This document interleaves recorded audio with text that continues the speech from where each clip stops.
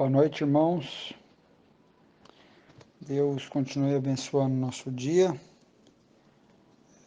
Hoje eu trago para os irmãos a última meditação com base em Marcos, capítulo 14, 3 a 9. Se você procura na mensagem hoje uma solução de Deus para o seu problema, ela pode ser bastante decepcionante, porque muitas vezes Deus trabalhando em nós para que a gente seja a solução do problema, da necessidade de outro. Jesus estava às vésperas da morte. Era costume em Israel ser ungido para a sepultura. E Maria atendeu essa necessidade. Então, eu gostaria de exortar você a não buscar de Deus apenas a solução de Deus para o seu problema, mas buscar de Deus que você seja a solução dele para o problema de outro. Tirar o foco de nós mesmos e colocar o foco no outro, porque assim nos ensina o Evangelho. Cada um considere os outros superiores a si mesmo. Eu quero dizer para você, a partir desse texto, eu tenho a palavra faça como chave.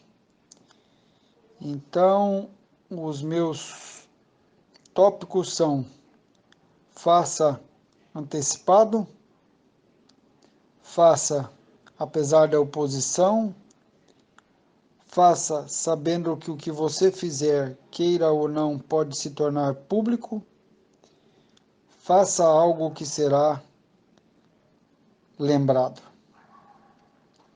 Marcos 14, 3 a 9, nós lemos: E estando Jesus em Betânia, assentado à mesa em casa de Simão, o leproso, veio uma mulher que trazia um vaso de alabastro com unguento de nardo puro, de muito preço, e quebrando o vaso, derramou sobre a cabeça de Jesus.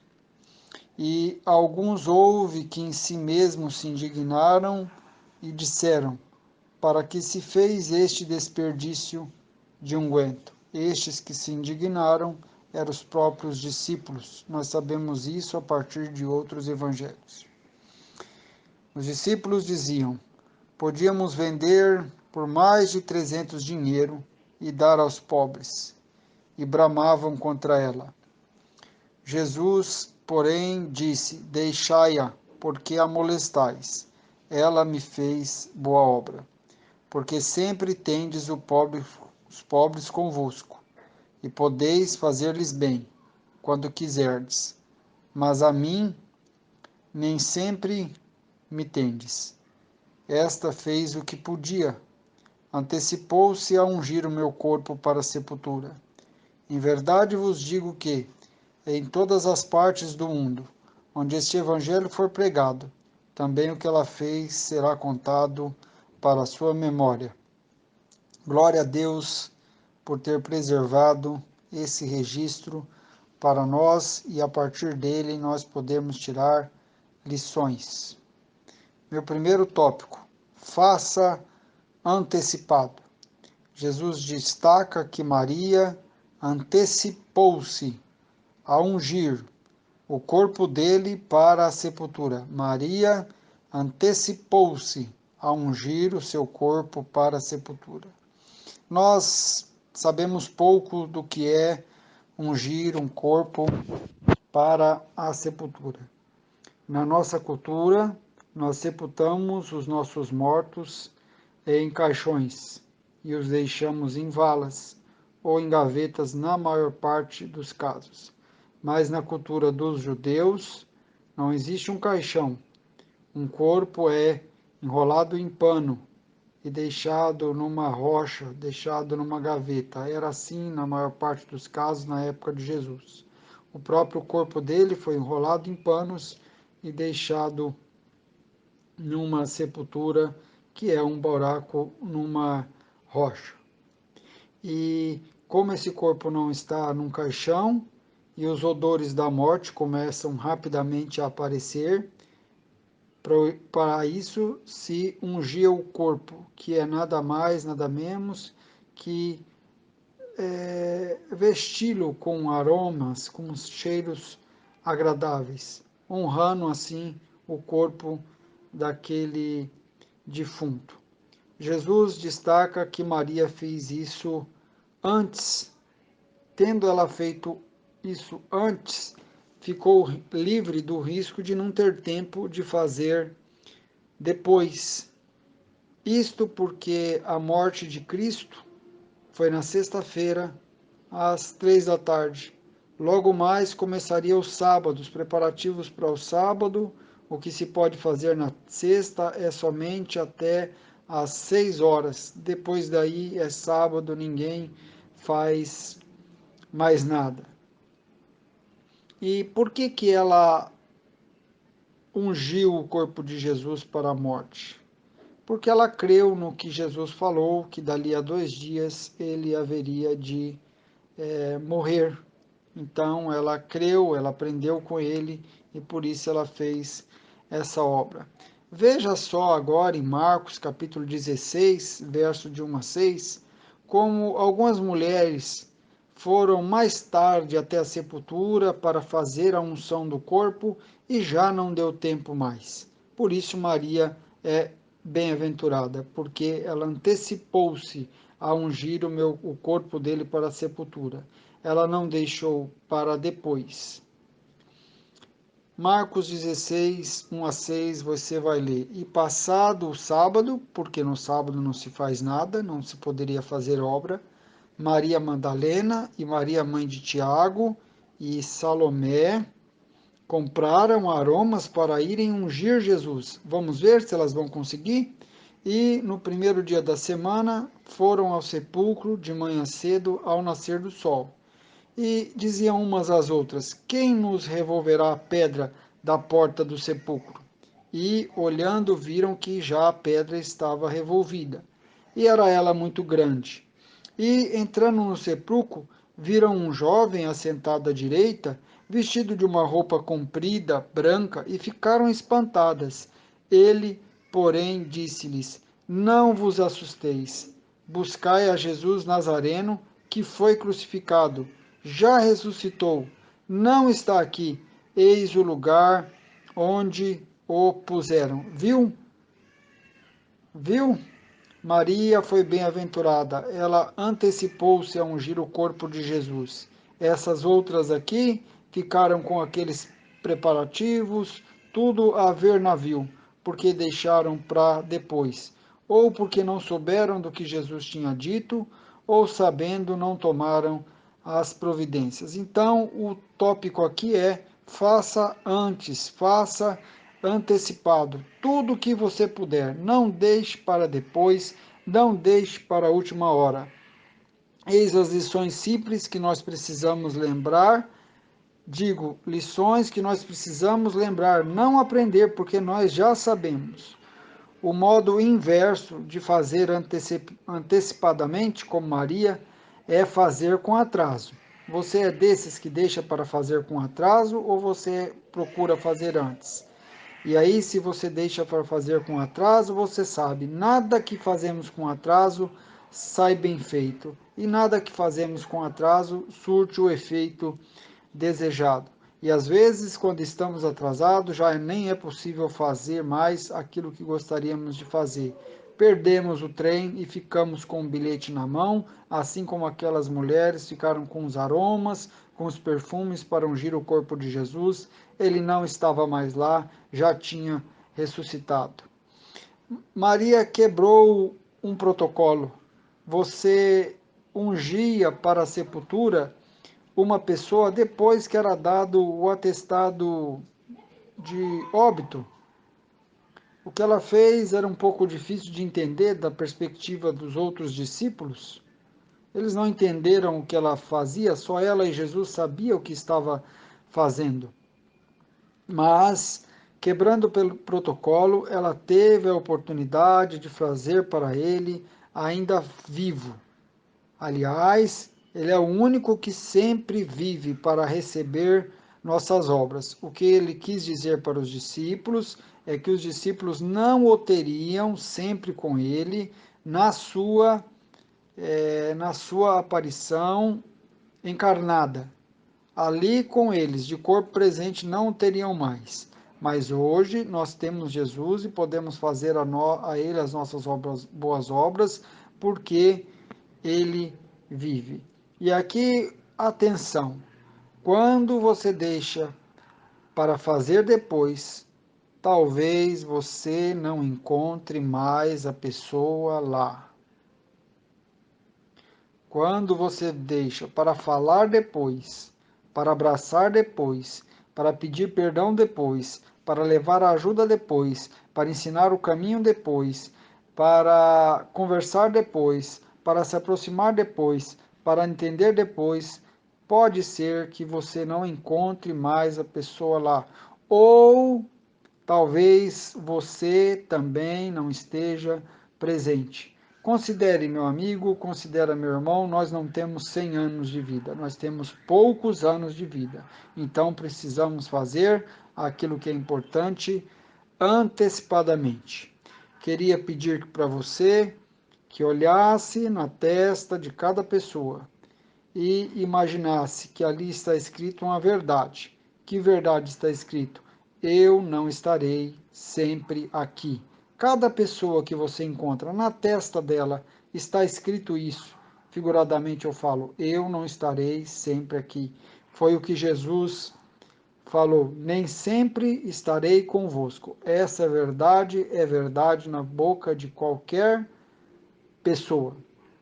Infelizmente, a gente só se lembra disso quando aquilo se cumpre e aí a pessoa não está lá. E aí não é possível mais nem ungir o corpo, nem dar um abraço, nem pedir desculpas, nem se aproximar.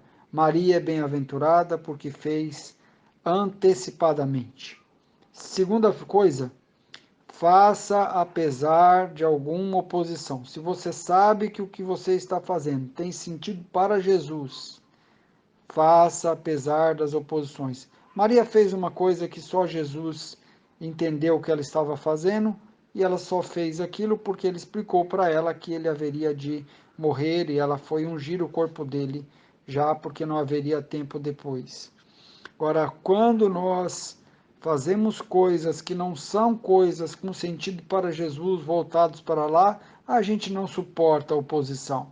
Ela, numa ocasião, suportou a oposição de Marta, aqui ela suportou a oposição de Jesus, que não concordaram com o que ela fez, mas ela não estava fazendo para buscar a aprovação deles, ela estava fazendo para a glória de Deus. Há pessoas na igreja que começam a fazer alguma coisa e são coisas boas, são coisas proveitosas, mas não vá fazer uma crítica, mas não vá dar um toque, mas não vá pedir para aquilo ser lapidado, mas não vá discordar, porque imediatamente elas deixam de fazer e aí elas vão para outro oposto e elas falam que elas não vão fazer mais nada. É simples saber o que estava acontecendo. Aquela pessoa estava fazendo aquilo em parte para Jesus, em parte para ser aprovada, então elas não suportam. Por isso eu reforço, faça apesar da oposição.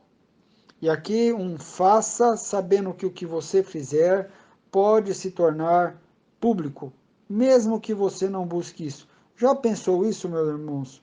Lá em Betânia, numa aldeia, uma mulher simples comprou um vaso do melhor perfume, derramou sobre os pés de Jesus, ungiu ele, secou com os seus cabelos, preparou ele para a sepultura, e nós aqui, há 2000 anos depois, estamos falando desse caso, e não é só nós aqui que estamos falando desse caso, esse caso é contado em todo o mundo, esse caso está registrado em todas as Bíblias, e as Bíblias são impressas bilhões e bilhões de vezes, e todos ficam sabendo desse fato.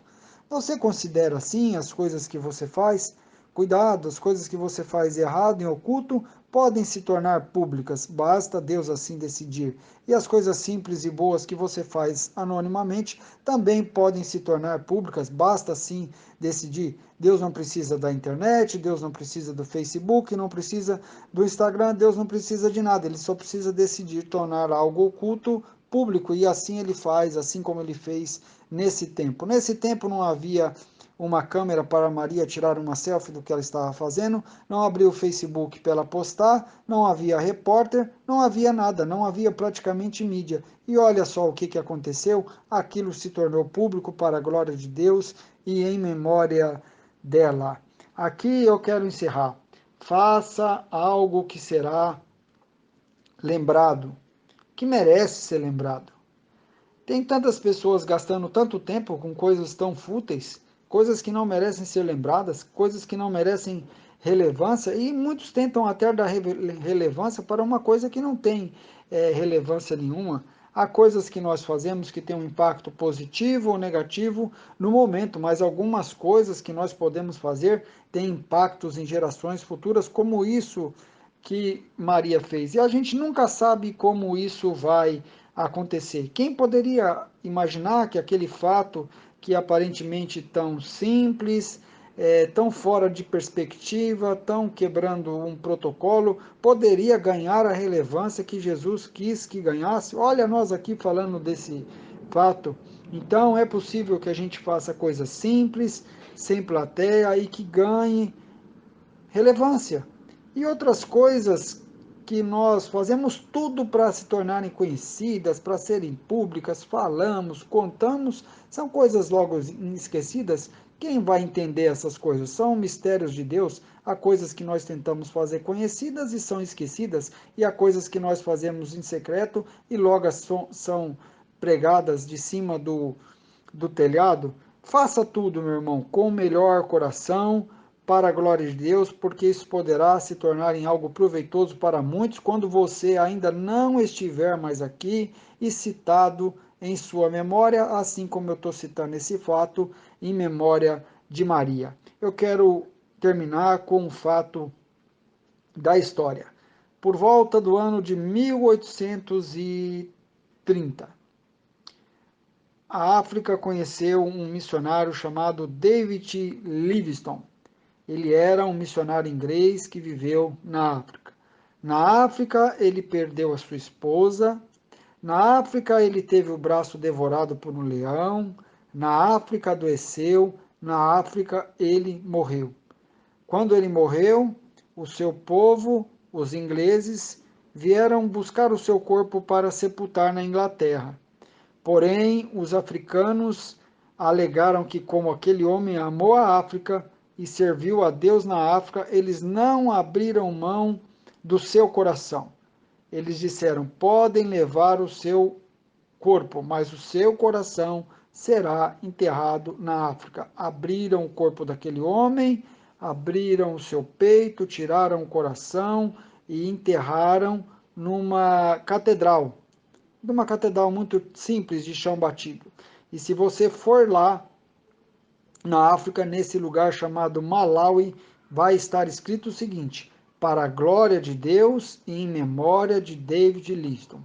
Mas tudo bem, os ingleses levaram o corpo dele para uma abadia na Inglaterra, em Londres, uma abadia onde eles sepultam reis, onde eles sepultam pessoas nobres, mas entre reis e nobres, o sepulcro mais visitado é o sepulcro de David Livingstone.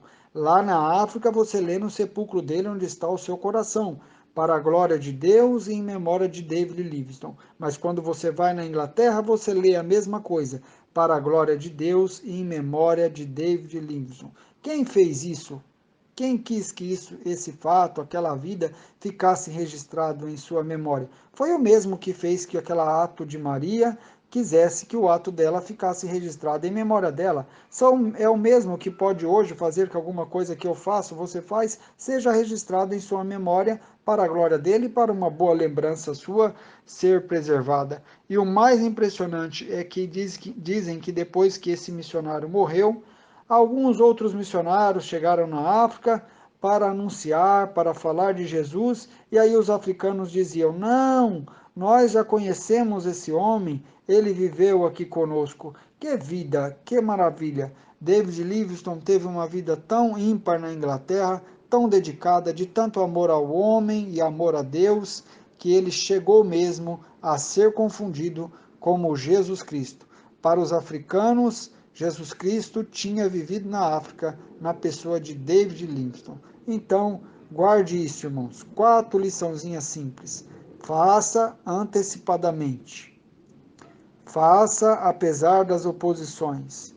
Faça sabendo que o que você faz, bem ou mal, pode se tornar público e depende muito pouco de você, depende completamente de Deus. E faça algo que será lembrado. Deus abençoe. Amém.